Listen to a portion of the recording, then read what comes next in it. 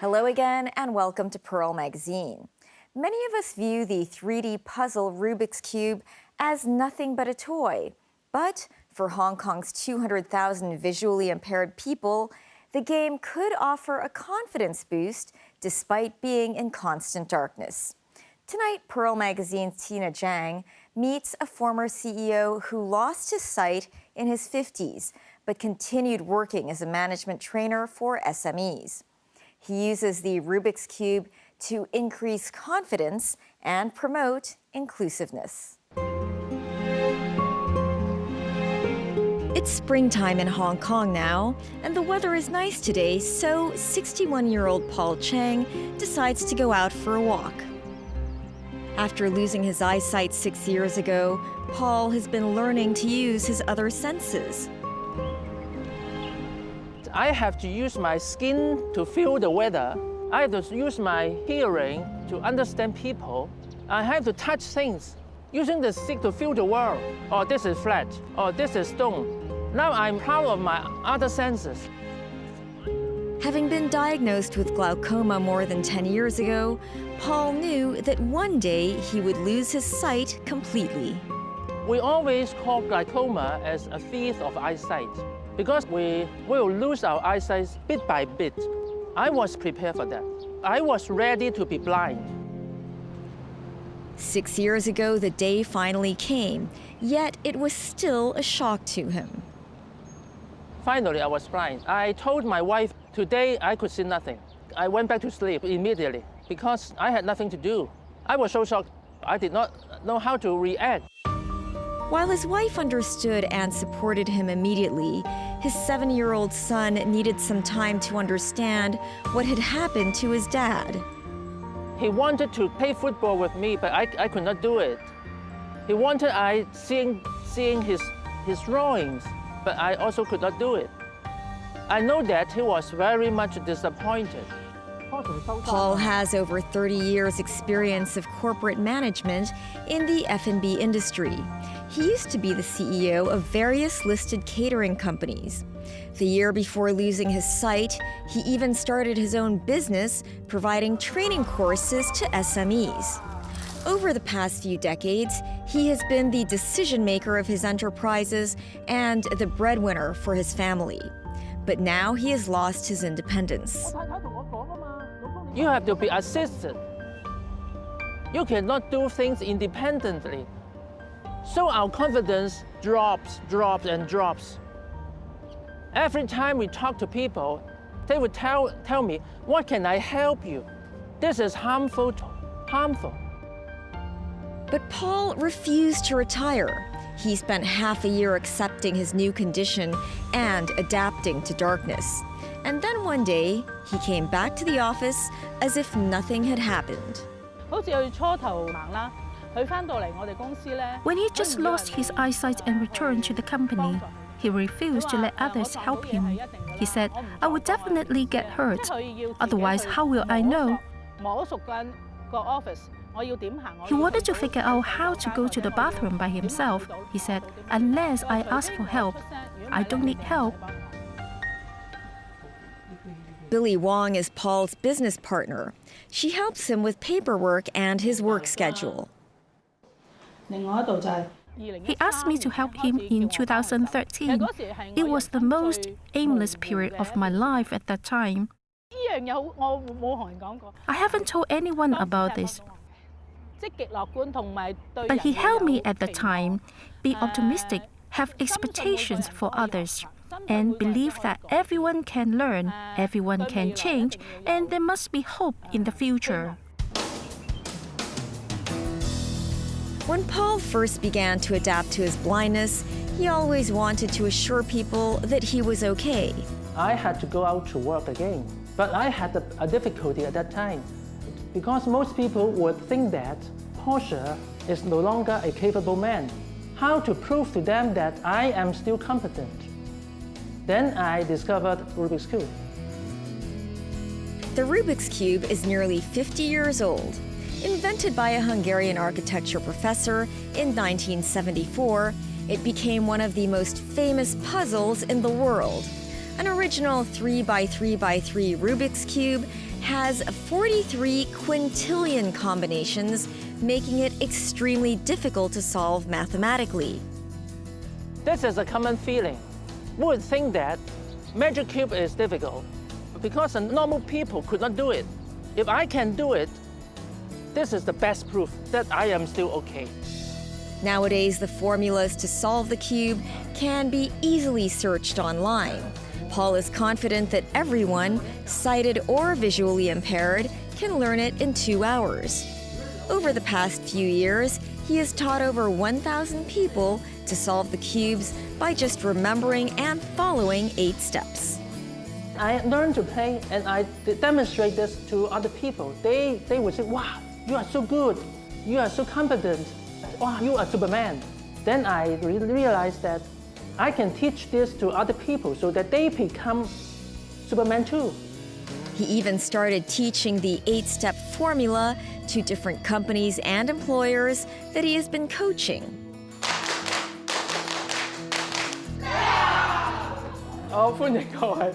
One day he told me that he wants to learn Rubik's Cube. The day he already blind. My first feeling is that, Paul, don't do too much. You're already very good. You're continuing your business. You're still coaching, you're still talking, you're still publishing your book, even though you are blind. So I think this is too much for him. But a few weeks later, he showed me that he already learned how to play the cube.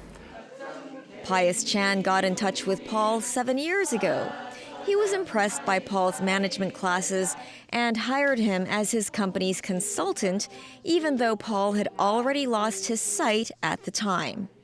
I'm a food factory owner. The business started from my father since 1967, and I started to take care of the company in year 2007, when my father retired. After his sickness, I continue attend his course about how to manage people, how to manage company. I didn't see any difference, between, blind or non-blind Paul. Advised by Paul Chang, Pius and his employees started playing the Rubik's Cube. Initially, he wasn't sure if it could contribute to helping manage the company, but it did.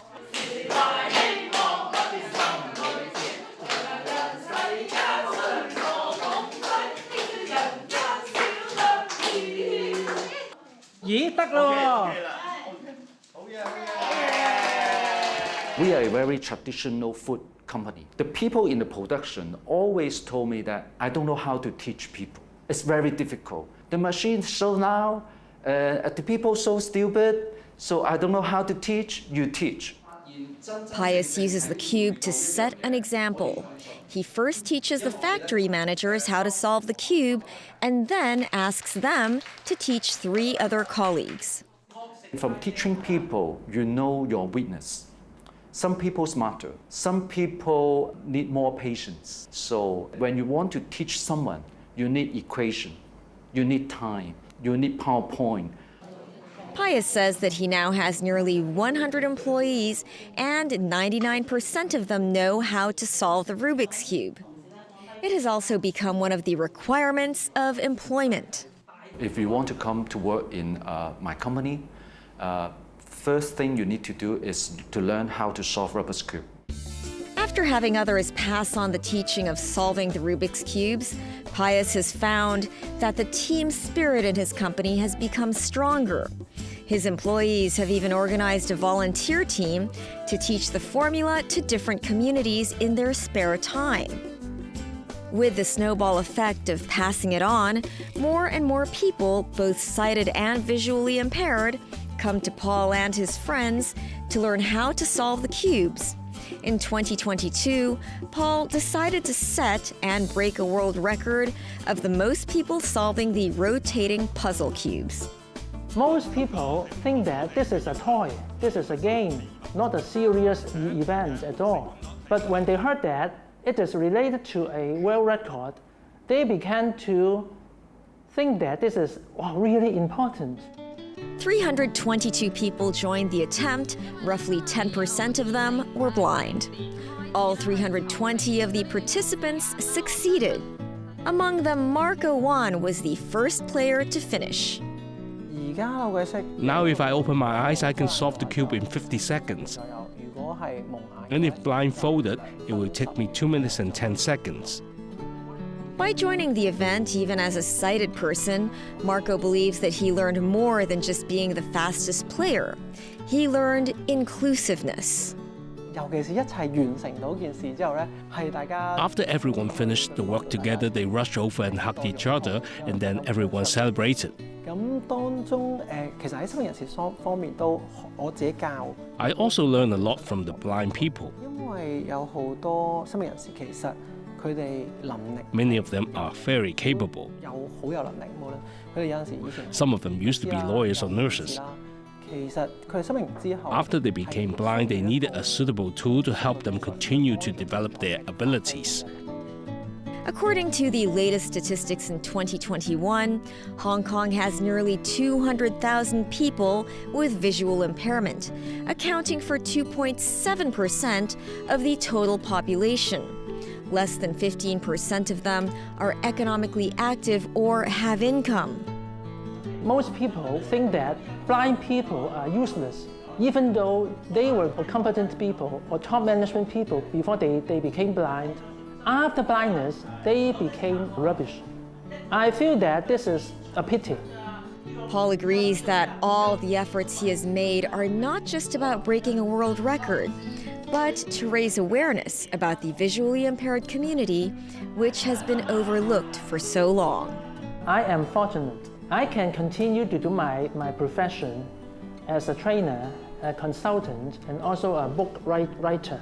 I wish that other blind people, although they have different experience, they can also stand up and continue to do their job. We have our talent, we have our work ability, and we can continue to work individually, independently. Please give us more opportunities.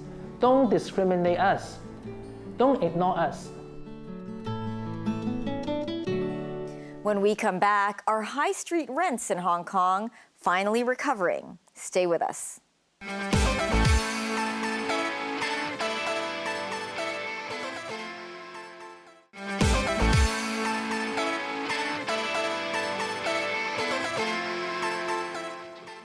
Welcome back to Pearl Magazine.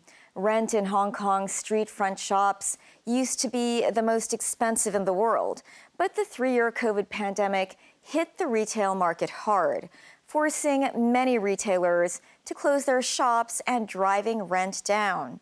With restrictions gone and borders reopened, some retailers are now considering brick-and-mortar expansion to tap into tourist-driven opportunities.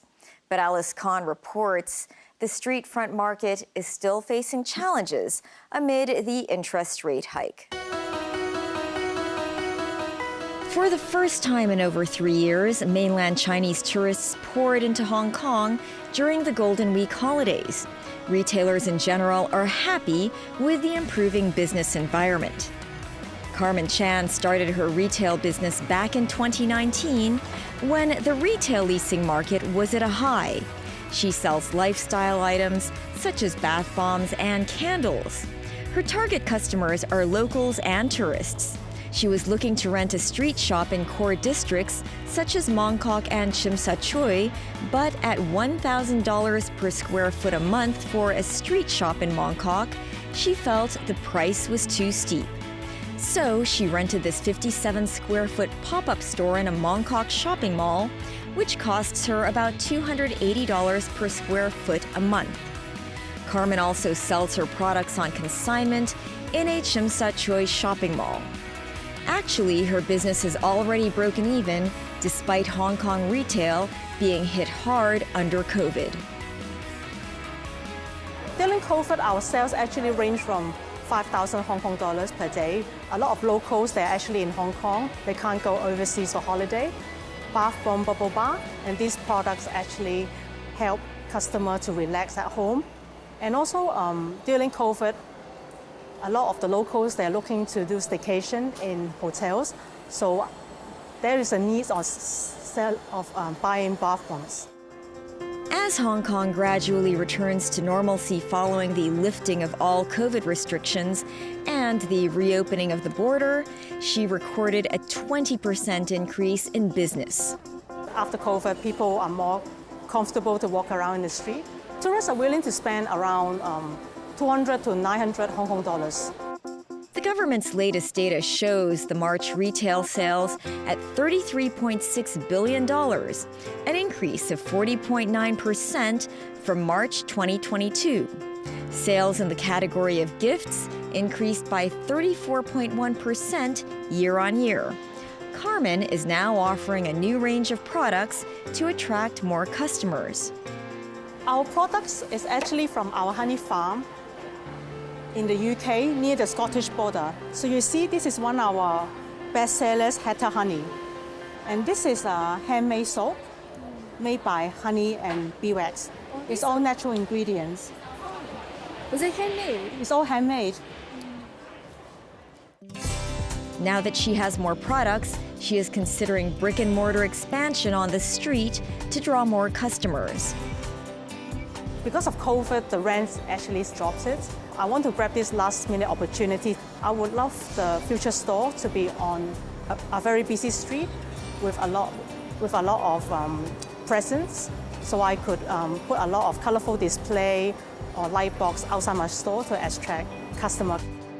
Due to the pandemic, rents at high streets in Mong Kok, Tsim Sha Tsui, Causeway Bay, and Central came down by 40% on average. And the rent of street shops in major tourist areas, such as Canton Road and Park Lane Shoppers Boulevard, dropped even further by 80% since their peak in 2019. Now, Carmen is looking for a shop to rent at $50,000 to $70,000 a month. The price range of our product is between 50 Hong Kong dollars to around 300 Hong Kong dollars. So these are one of the considerations that we have to look into is cost. Cost is very important to us as our business is just a startup. Edwin Lee is a shop investor. He also helps retailers rent street shops. This morning, he's showing Carmen a shop on a second-tier street in Mong Kok. Although it's away from the main street, it's very close to her pop-up stores and to the MTR station. You see a lot of foot traffic here, mainly the local business people, local spenders, and many tourists that come to here.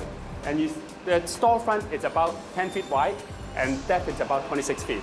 And you see it's around, the gross area is around 410 square feet. And we have another top lot with also 410 square feet. I quite like this location. It's very high ceiling, and I can install a few lights up there for a spotlight on my products. So how This much shop, is the rent? the rent is 60,000 Hong Kong dollars per month. In today's market, 40,000, 50,000.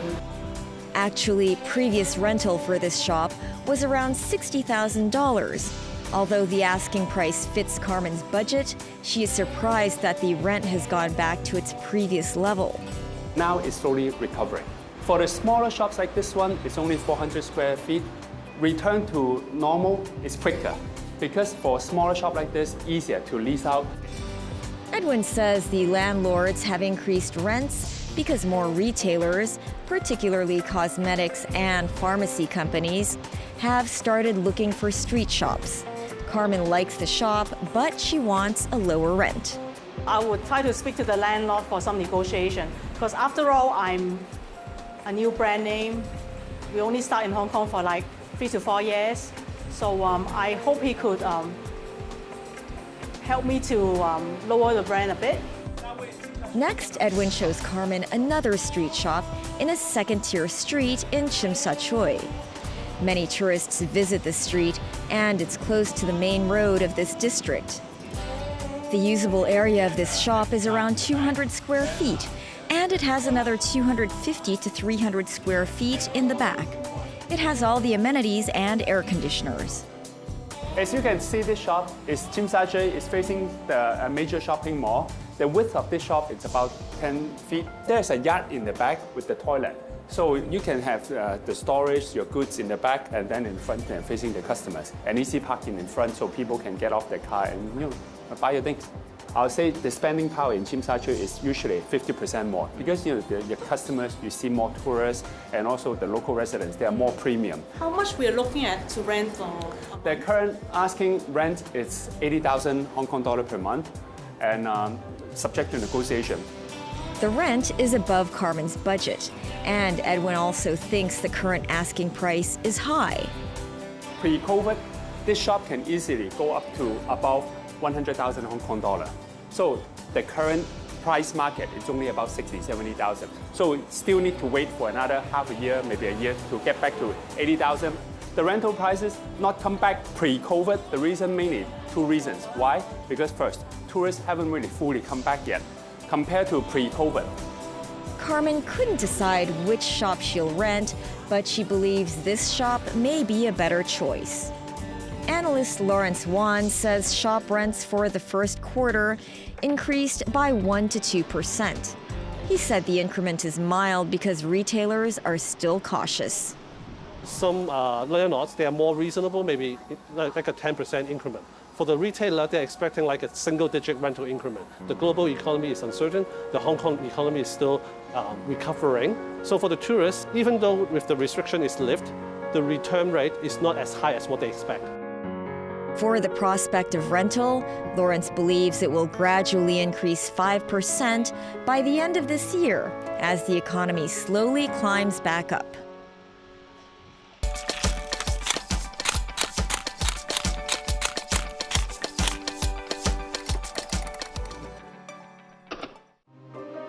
With mainland tourists back, are conditions right for investing in Main Street tourist areas?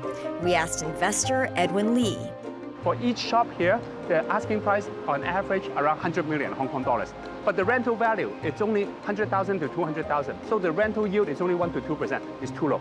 The borrowing cost for commercial property, only 1.5% to over 5%. The funding cost is too expensive. So what's worth buying? Has to be cheap. This shop during the peak period in 2013-14 can easily be sold for 50, 60 million Hong Kong dollars. And we bought it for 20 million. Second, we look at the rental income. Rent can easily go up to rental yield of 4 to 5%. And third, we look at is, the utilities, the amenities in this shop, the water, the electricity, whether it's enough to do different tenant mix, different trade mix. So if it's only suitable for retail, we won't buy. One more tip. If you want a bargain, look at shops on second-tier streets in tourist areas. That's our show for this week. Join us on Pearl Magazine, same time next week. Bye for now.